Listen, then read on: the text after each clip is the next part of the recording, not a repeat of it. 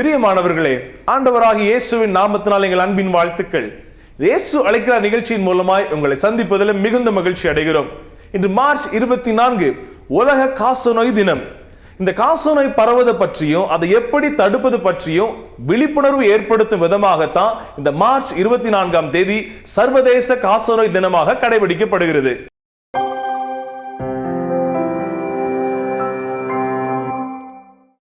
இயேசு அழைக்கிறார் தொலைக்காட்சி நிகழ்ச்சியில கூட காசநோய் குறித்து தெளிவான விழிப்புணர்வை மக்கள் மத்தியில் ஏற்படுத்தும் விதமாக இந்த நிகழ்ச்சியை நாங்கள் உங்களுக்காக தொகுத்துள்ளோம். பலரையும் அச்சுறுத்தும் உயிர்கொல்லி நோயாக விளங்கிய காசநோய் இன்று வரை பலரது உயிரை எடுத்துக்கொண்டுதான் இருக்கிறது.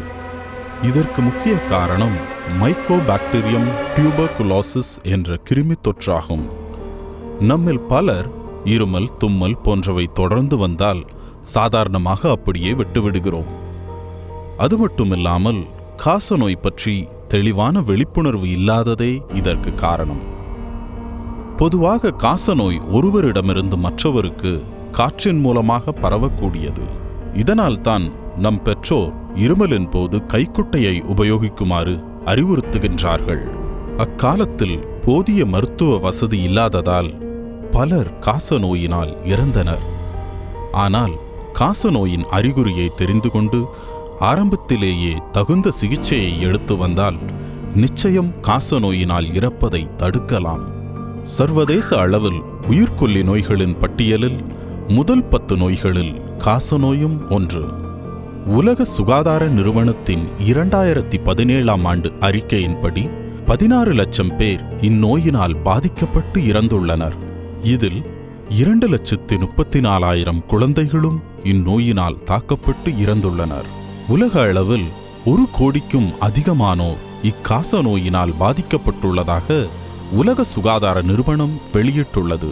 இப்படி பாதிக்கப்பட்டவர்களில் 90% பேர் 15 வயதிற்கு மேற்பட்ட இளைஞர்கள். இதில் 64% பேர் ஆண்கள். சர்வதேச அளவில் காசநோயினால் பாதிக்கப்பட்டவர்கள் வெறும் 22 நாடுகளை சார்ந்தவர்கள்.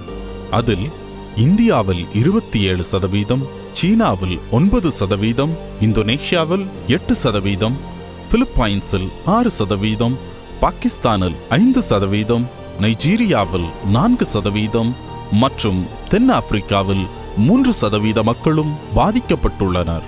இதில் இந்தியாவில் மட்டும் 27,40,000த்திற்கும் அதிகமான மக்கள் பாதிக்கப்பட்டுள்ளதாக உலக சுகாதார நிறுவனம் அறிக்கை அளித்துள்ளது. ஒவ்வொரு வருடமும் 2,20,000 பேர் இந்நோயினால் இறக்கின்றனர்.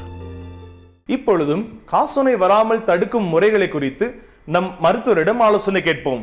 இன்று மார்ச் 24 உலக காசநோய் தினம். அவேர்னஸ், இந்த டே அவேர்னஸ் எதுக்காக அப்படின்னா, வேர்ல்டு வைஸ் காசநோய் காரணமாக அதிக மக்கள் இறந்து கொண்டிருக்கிறார்கள். குறிப்பாக இந்தியாவில் மட்டும் 17 லட்சம், ஆண்டு முழுவதும் பார்க்கும்போது 17 லட்சம் மக்கள் இதனால் உயிர்கொல்லினால் இறக்கிறார்கள். ஸோ இந்த காசநோய் எப்படி வருது அப்படின்னு பார்த்தா, உடம்பில் உள்ள எதிர்ப்பு சக்தி குறையும் போது age group from the birth, அதாவது 1 இயர்லேருந்து இந்த பிரைமரி காம்ப்ளெக்ஸுங்கிறது ஸ்டார்ட் ஆகுது. அது இல்லாமல் 5 இயர்ஸ், 10 இயர்ஸ், 11 இயர்ஸ், 12 இயர்ஸ், இந்த மாதிரி ஈவன் 80 இயர்ஸ், 90 இயர்ஸும் கூட இந்த காசநோய் அஃபெக்ட் ஆகுது. இந்த காசநோய் மெயினாக பரவுறது காற்றில் நுண்கிருமிகள் மூலம் டியூபர்குலோசிஸ், மைக்கோபாக்டீரியம் டியூபர்குலோசிஸ் என்ற கிருமினால் பரவுது. உடம்புல எதிர்ப்பு சக்தி குறையும் போது மெயினாக டயபெட்டிஸ் உள்ளவங்களுக்கு, ஏஜ்டு பீப்புள், சிறிய வயதில் உள்ள குழந்தைகள் மற்றும் எய்ட்ஸ் வியாதி உள்ளவங்களுக்கு இந்த காசநோய் அதிகமாக அஃபெக்ட் ஆகுது. காசநோய் அப்படிங்கும்போது அதிகமாக நமக்கு தெரிகிறது நுரையீரல் தான் நமக்கு தெரியுது. இது இல்லாமல் கழுத்து பகுதியில் உடம்புல இருக்கிற கட்டிகள் மூலம் வரலாம், கிட்னியில் பாதிப்பு ஏற்படலாம், முதுகெலும்பில் பாதிக்கப்படலாம், ஈவன் மூளையில் கூட இந்த காசநோய் அஃபெக்ட் ஆகலாம். ஸோ இந்த காசநோய் வராமல் தடுக்கிறது எப்படி அப்படின்னு பார்க்கும்போது, இன்கம்ப்ளீட் ட்ரீட்மெண்ட். ஒருத்தர் இன்கம்ப்ளீட்டாக ஒரு ஃபேமிலியில் இருக்கிறவங்க ட்ரீட்மெண்ட் எடுத்துகிட்டு அது இன்கம்ப்ளீட்டாக விடும்போது அந்த வியாதி தொற்று வியாதியாகவே இருந்துகிட்ருக்கு. சளியில் இந்த கிருமி இருமும் போதெல்லாம் வர்றதுக்கு வாய்ப்பு இருக்குது. ஸோ இருமும்போது மில்லியன் கணக்கான கிருமிகள் இந்த காற்றில் பரவி அந்த உடம்புல யாருக்கெல்லாம் எதிர்ப்பு சக்தி குறைவாக இருக்கும் அவங்களுக்கு இந்த வியாதி அஃபெக்ட் ஆகிறதுக்கு காரணமாக இருக்குது. ஸோ எதுக்காக WHO இந்த மாதிரி ஒரு அவேர்னஸ் டேவை க்ரியேட் பண்ணியிருக்குன்னா, நம்மளுடைய மக்களுக்கு இந்த விழிப்புணர்வு ஏற்படுத்தி இந்த காசநோய் மூலமாக நம்ம உலகத்தில் இருக்கிற மக்கள் வந்து அழிவை குறைவாக்குறதுக்கும் அதே சமயம் வந்து இந்த வியாதியை மற்றவங்களுக்கு பரவாமல் இருக்கிறதுக்கு நம்ம என்னென்ன ப்ரிகாஷன் எடுக்கணுங்கிறதுக்காக தான் இந்த காசநோய் தினத்தை நம்ம அனுசரிக்கிறோம். இந்நோயின் அறிகுறிகள் தொடர்ச்சியான இருமல், சுவாசிக்கும் போதும் இருமலின் போதும் வலி ஏற்படுதல், உடல் எடை குறைதல், காய்ச்சல், இரவு நேரங்களில் வியர்த்தல் மற்றும் மயக்கம். சரிவர சிகிச்சை எடுக்காமல் இருந்தால் உண்டாகும் விளைவுகள்: நுரையீரல் பாதிப்பு, மூளைக்காய்ச்சல், முதுகுத்தண்டில் வலி உண்டாகுதல், எலும்பு மூட்டுகளில் சேதம், கல்லீரல் மற்றும் சிறுநீரக பாதிப்பு, இறுதியாக இருதய செயலிழப்பும் நேரிடும். இந்நோயிலிருந்து பாதுகாக்கும் வழிகள்: தொடர்ந்து இருமல், தும்மல், சளி இருந்தால் ஆரம்ப நிலையிலேயே மருத்துவரை அணுகுதல். எதிர்ப்பு சக்தியை அதிகப்படுத்தும் உணவுகளை உட்கொள்ள வேண்டும். இந்நோயினால் பாதிக்கப்பட்டவர்களை காற்றோட்டமுள்ள இடத்தில் வைத்து சிகிச்சை அளிக்க வேண்டும். காச நோயினால் பாதிக்கப்பட்டால் உடனே சரியான சிகிச்சையை பெற வேண்டும். பிரியமானவர்களே, இந்த காசநோயினால இந்த உலகத்தில் அநேகர் பாதிக்கப்பட்டிருக்கிறாங்க. அதிலும் தேவனிடத்திலிருந்து அநேகர் அற்புதத்தை பெற்றிருக்கிறாங்க. தேவனிடத்திலிருந்து அற்புதத்தை பெற்றவருடைய சாட்சியை நாம் காணலாமா? Praise the Lord. என் பேர் ஆஷிஷ் குஜூர், ராஞ்சி, ஜார்க்கண்ட்ல இருந்து. நான் என்னோட சாட்சியை உங்களுக்கு சொல்ல வந்திருக்கேன். நான் 15 20 வருஷத்துக்கு முன்னாடி போதைப் பொருளுக்கு அடிமையாகி இருந்தேன். புகையில பழக்கத்துக்கும் குட்கா பழக்கத்துக்கும் அடிமையாக இருந்தேன். காலையில் எந்திரிக்கும் போதே நான் போதையில் தான் எந்திரிப்பேன். நான் எப்போவுமே கம்மியாக தான் சாப்பிடுவேன். அதனால நிறைய பிரச்சனைகள் வந்தது. அதை எதையுமே நான் கண்டுக்காமல் விட்டுட்டேன். நான் 2007 ஆஷிஷ் குஜூரை திருமணம் செஞ்சேன். திருமணம் செய்யும்போது அவரோட குடிப்பழக்கமும் போதை பழக்கமும் எனக்கு தெரியாது. ஆனா அவர் குடிக்கிற விஷயம் தெரிஞ்ச போது நான் ரொம்பவே கவலைப்பட்டேன். அந்த டைம்ல நானும் என் மனைவியும் டெல்லியில இருந்தோம். அப்போ கொஞ்ச நாள் கழிச்சு 2010 நான் ராஞ்சிக்கு வர வேண்டியதா இருந்தது, என் சொந்த ஊருக்கு. நாங்க இங்க வந்தப்போ எனக்கு இங்க வேலையும் இல்லை. என் நேரத்தை எப்படியோ போக்கிட்டு இருந்தேன். என் கையில அப்போ பணமும் இல்லை. இருந்த பணத்தையும் ஏனோ தானோ செலவு பண்ணிட்டு இருந்தேன். 2013 வருஷத்துல நான் ஒரு கல்யாணத்துக்கு போயிட்டு திரும்பி வீட்டுக்கு வந்துட்டு இருந்தேன். திடீர்னு என்னை சுத்தி எல்லாமே அப்படியே கருப்பாயிருச்சு. என்னால எதையும் பார்க்கவும் முடியல. நான் போயிட்டு இருந்த கார்ல இருந்து அப்படியே வெளியே விழுந்துட்டேன். சில நாள்லயே எனக்கு இன்னும் நிறைய ப்ராப்ளம் வந்துச்சு. நான் எதை சாப்பிட்டாலும் அப்படியே வாந்தி எடுத்துருவேன். தண்ணி கூட என்னால் ஒழுங்கா குடிக்க முடியாது. என்னோட கர்ச்சீஃப் எடுத்து அதை என் மூக்கில் வைப்பேன். அப்போ என் மூக்கில் இருந்து ரத்தம் ஒழுகி என் கர்ச்சீஃப் முழுவதுமா அதை நனைச்சிரும். நான் கழிவறைக்கு போனாலும் கழிவறையிலையும் ரத்தமாக தான் இருக்கும். ஹீமோகுளோபின் அளவும் 5க்கும் குறைஞ்சிருச்சு. அந்த நேரத்தில் என்னோட உடம்பு பார்க்கறதுக்கே எலும்பு கூடு மாதிரி இருந்தது. என்னுடைய வயிறு வீங்கி வயிறு ஃபுல்லாக தண்ணியால் நிரம்பி இருந்தது. வெறும் தண்ணி இல்லை, அது ஆசிடால் நிரம்பி இருந்தது. அந்த ஆசிடை என் வயிற்றை குத்தி அதை வழியாக வெளியெடுக்க வேண்டியதாக இருந்துச்சு. என் வாயிலிருந்து ரத்தமாக வரும். அப்போது கண்டிப்பாக நான் ஒரு டாக்டரை பார்க்கணுன்றதை நான் உணர்ந்தேன். டாக்டர் என்னை ஃபுல்லாக செக்அப் பண்ணிட்டு 1.5 வருஷத்துக்குள்ள நான் இறந்துருவேன் அப்படின்னு சொல்லிட்டாரு. நான் ரொம்ப அழுதேன். வீட்டுக்கு வந்து ரொம்ப அழுதேன். ரொம்ப வருத்தத்தில் இருந்தேன். அப்புறம் நான் கர்த்தர்கிட்ட ஜெபம் செய்ய ஆரம்பிச்சேன். ஜெபம் பண்ண பிறகு எனக்கு பதில் கிடைக்கல. ஆனா நான் கர்த்தர்கிட்ட ஜெபம் பண்ணிட்டே இருந்தேன். கர்த்தர்கிட்ட உட்கார்ந்தேன். இரவும் பகலும் முழங்காலில் நின்று ஜெபம் பண்ணேன். என்னோட கணவரோட வாழ்க்கைக்கு நல்லது மட்டுமே வந்தா போதும். அவ எனக்காக எப்போதுமே ப்ரேயர் பண்ணுவா. அப்போ இவ ஏன் எனக்காக ஜெபம் பண்றா, இது எந்த விதத்துல எனக்கு பிரயோஜனம் இல்லையே அப்படின்னு நான் யோசிப்பேன்.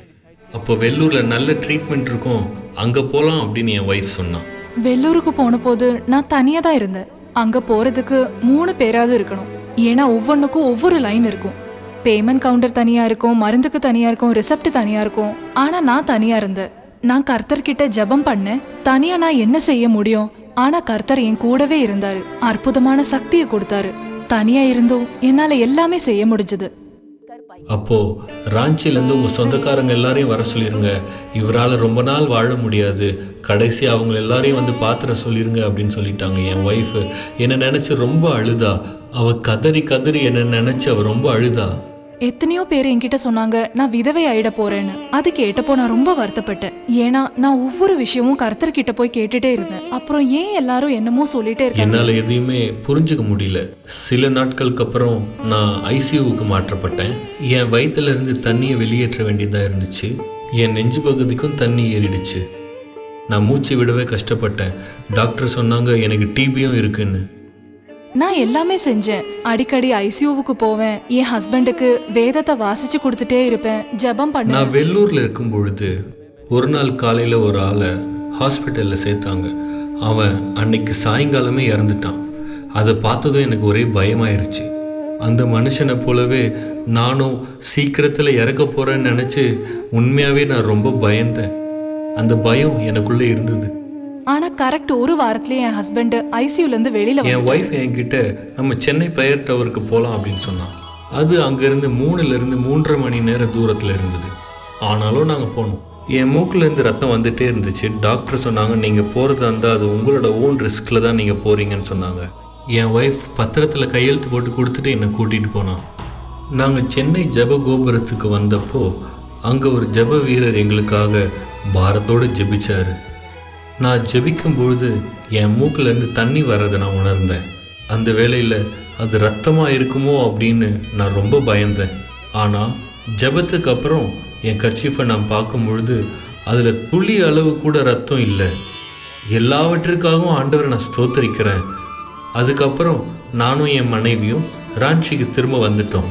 அதனால என் ஹஸ்பண்டுக்கு கொஞ்சம் கொஞ்சமா குணமாயிடுச்சு, இம்ப்ரூவ்மெண்ட் பார்க்க முடிஞ்சது. நான் ஜீசஸ் கால்ஸை காண்டாக்ட் பண்ணிட்டே இருப்பேன். அதனால ராஞ்சியில இருக்கிற பிரேயர் டவருக்கு கால் பண்ணி எங்க வீட்டுக்கு வந்து எங்களுக்காக பிரேயர் பண்ண முடியுமான்னு ரெக்வெஸ்ட் பண்ணேன். அங்க இருந்து 2 பிரதர்ஸ் ஒரு சிஸ்டர் எங்க வீட்டுக்கு ஜெபிக்கும் பொழுது எனக்குள்ள ஏதோ ஒன்று நடந்தது. நான் அழ ஆரம்பிச்சேன். தேம்பி அழுதேன். என் வயிறு ஃபுல்லா இருந்தது. நான் அழுது மனம் திரும்பி என் பாவத்தை எல்லாத்தையும் ஒப்பு கொடுத்தேன். அங்க தேவ பிரசனத்தை நான் உணர்ந்து அழுதேன். அப்போ என் வயிறு ஃபுல்லா இருக்கிறது உணர்ந்தேன்.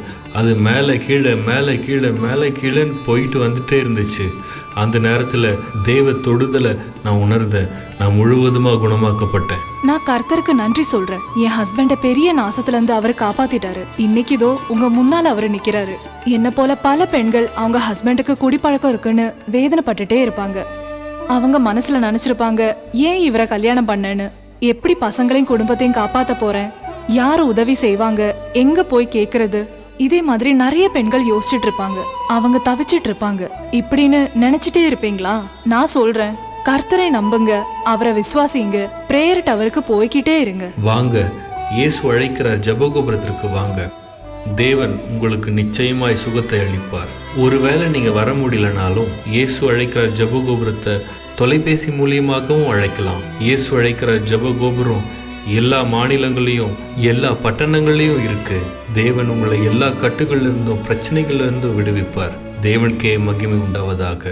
ஆம், கண்ணீரில் தவிக்கும் கோடான கோடி மக்களுக்கு பிரார்த்தனையின் மூலம் ஓர் தீர்வினை கொண்டு வரும் ஒரே நோக்கத்தில் தேவ தரிசனத்தின்படி உருவாக்கப்பட்ட ஊழியம்தான் இயேசு அழைக்கிறார் ஜெபகோபுர ஊழியங்கள். எப்படியாவது மக்களின் கண்ணீர் துடைக்கப்பட வேண்டும் என்ற தேவ தரிசனத்தின்படி டாக்டர் பால் தினகரன் அவர்கள் மக்களுக்கு மிக அருகாமையிலேயே அவர்கள் வசிக்கும் இடங்களில் இயேசு அழைக்கிறார் ஜெபகோபுரங்களை நிறுவி வருகிறார். தினமும் காலை 8 மணி முதல் இரவு 8 மணி வரை இயங்கி வரும் இயேசு அழைக்கிறார் ஜெபகோபுரத்தில் நடைபெற்று வரும் பிரார்த்தனை கூட்டங்கள், வாலிபர் ஆசீர்வாத கூட்டங்கள், கொடுக்கப்படும் தெய்வீக ஆலோசனைகள் மற்றும் பிரார்த்தனைகள், தனியாக ஜெபிக்க தியான அறை போன்ற பல்வேறு சேவைகளின் மூலமாய் தேவனின் ஆசீர்வாதங்களையும் அற்புதங்களையும் தங்கள் வாழ்வில் பெற்றுக்கொண்டவர்கள் அநேகர். இயேசு அழைக்கிறார் ஜெபகோபுரத்தில் உங்களுக்காக கண்ணீரோடும் பாரத்தோடும் பிரார்த்தனை ஏறெடுக்க டாக்டர் பால் தினகரன் அவர்களால் பயிற்றுவிக்கப்பட்ட இயேசு அழைக்கிறார் ஜெபகோபுர ஜெப வீரர்கள் தினமும் காலை 8 மணி முதல் இரவு 8 மணி வரை உங்களுக்காக காத்துக் கொண்டிருக்கின்றார்கள். மேலும் தொலைபேசி மூலம் 24 மணி நேரமும் பிரார்த்தனை ஏறெடுக்க நீங்கள் தொடர்பு கொள்ள வேண்டிய தொலைபேசி எண்கள் 0443399900. இயேசு அழைக்கிறார் ஊழியம், உங்களால் உங்களுக்காக இயங்கி வரும் தேவனின் ஊழியம். பிரியமானவர்களே, இப்படிப்பட்ட வியாதியின் சூழ்நிலையில் நீங்கள் இருந்தால் உங்கள் அருகாமையில் உள்ள இயேசு அழைக்கிறார் ஜெபகோபுரத்திற்கு விசுவாசத்தோடு சென்று ஜெபியுங்கள். இவர்களுக்கு அற்புதம் செய்த தேவன் உங்களுக்கும் நிச்சயம் அற்புதம் செய்வார். ஆம் பிரியமானவர்களே, நம் தேவன் அற்புதத்தின் தேவன். தம்மை தேடி வருகிற ஜனங்களுக்கு அவர் அற்புதங்களை செய்கிறவர். இப்பொழுதும் உங்களின் அற்புதத்துக்காக நம் அன்பு சகோதரர் டாக்டர் பால் தினகரன் அவர்கள் ஜெபிக்க உள்ளார். எங்களோடு இந்த நிகழ்ச்சியில தொடர்ந்து இணைந்து கொள்ளுங்கள். எனக்கு அருமையானவர்களே, கர்த்தர் நல்லவர். உங்களையும் ஆண்டவர் சுகமாக்கும்படியாக இப்பொழுது ஜெபிக்க போகிறேன். உங்கள் மார்பிலே கையை வைத்துக் கொள்ளுங்கள். நாம் சேர்ந்து ஜெபிப்போம். ஏசப்பா, நீர் எங்களுக்கு சொன்னபடி வியாதியஸ்தர் மீது கைகளை வையுங்கள், அப்பொழுது அவர்கள் சொஸ்தமாவார்கள் என்று சொன்னீர். வியாதியஸ்தர் மீது கைகளை வைப்பார்கள், அப்பொழுது அவர்கள் சொஸ்தமாவார்கள் என்று வேதம் கூறுகிறது. மத பிள்ளைகள் மீது கைகளை வையும் அப்பா. என் கை நீட்டப்பட்டிருக்கும் இந்த நிலையில் மத பிள்ளைகளுடைய சரீரத்திலே உமது கரங்களை வையும் சுவாமி. வையும் அப்பா, வையும் அப்பா. அவர்களை தொடும் தொடும் தொடும். உச்சம் தலையிலிருந்து உள்ளம் கால் வரைக்கும் அவர்களை சுகமாக்கும். கிட்னிகளை சுகமாக்கும் ஏசப்பா. லிவரை சுகமாக்கும் ஏசப்பா. இருதயத்தை சுகமாக்கும். குழாய்களை சுகமாக்கும் ஏசப்பா. சுகமாக்கும். லிவரை சுகமாக்கும், புதிதாக்கும் சாமி. இப்பொழுது எல்லா டயபெட்டிஸும் மறையட்டும். பிளட் ப்ரெஷர் நார்மலாகட்டும் அப்பா. எல்லா ஜீரண உறுப்புகளும் சுகமாகட்டும். முட்டியும் கால்களும் சுகமாகட்டும்.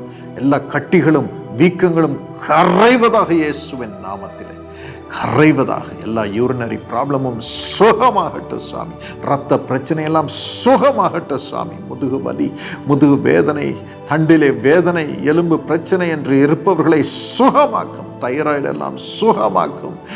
ஆண்டவனே, கைகளை சுகமாக்க சுவாமி. முழங்கால்களை சுகமாக்க சுவாமி. ஜாயின்ஸ் எல்லாம் இப்பொழுது சுகவீனம் நீங்கி ஆரோக்கியத்தை அனுபவிக்கட்டும். வாயை சுகமாக்கும், நாவை சுகமாக்கும், கண்களை சுகமாக்கும், செவிகளை சுகமாக்கும், மூளையை சுகமாக்கும் சாமி. சர்மங்களை சுகமாக்கும் சாமி.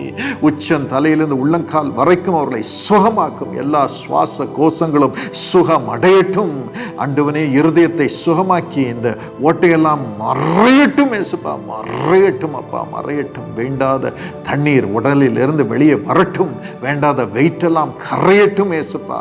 தயவு செய்தவர்களை சுகமாக்கும் சாமி. சுகமாக்கும் அப்பா. நமது வெளிச்சம் இறங்கி அவர்களை ஆரோக்கியத்தினால் நிரப்பும்படி ஜெபிக்கிறேன் அப்பா. ஜெபிக்கிறேன். அவர்களுக்கு நீர்தான் ஆறுதல் ஏசப்பா. உமது நாமத்தினாலே அவர்கள் சுகமாகும்படி கட்டளையிடுகிறேன். நீர் அதை உறுதிப்படுத்தும். இன்றே உறுதிப்படுத்தும். அவர்கள் எழுந்து நிற்கட்டும். வேலைக்கு போகட்டும். படிப்பிற்கு போகட்டும். குடும்பத்தை நடத்தட்டும். குடும்பத்திலே சந்தோஷத்தை அனுபவிக்கட்டும். இன்று முதல் இந்த வீட்டிற்கு சந்தோஷமும் சமாதானம் வரட்டும். இந்த அருளை நீர் தருவதற்காக நன்றி இயேசுப்பா. நன்றி. பண பிரச்சனையே நீ இருக்கக்கூடாது. குடும்பத்திலே சமாதானம் பெற்றிருக்கட்டும். ஆனந்த மகிமை உண்டாயிருக்கட்டும். இயேசுப்பா, மது பிள்ளைகளை தொடுவதற்காக நன்றி. நெல்சனை தொடுவதற்காக நன்றி. ஜோயலை தொடுவதற்காக நன்றி. எல்லா ஃபிட்ஸும் மறையும்படி நீர் அவர்களை சுகமாக்குவதற்காக நன்றி. இயேசுராஜா மூலம் கெஞ்சுகிறோம் நல்ல பிதாவே. ஆமென். God bless you. ஒருவேளை இந்த நிகழ்ச்சியின் மூலம் நீங்கள் ஆசீர்வாதம், அற்புதங்கள் பெற்றிருப்பீர்களே, ஆனால் உங்கள் அற்புதங்களை எங்களுக்கு தெரியப்படுத்த மறக்க வேண்டாம். உங்கள் கருத்துக்களையும் எங்களுக்கு தெரியப்படுத்தலாம்.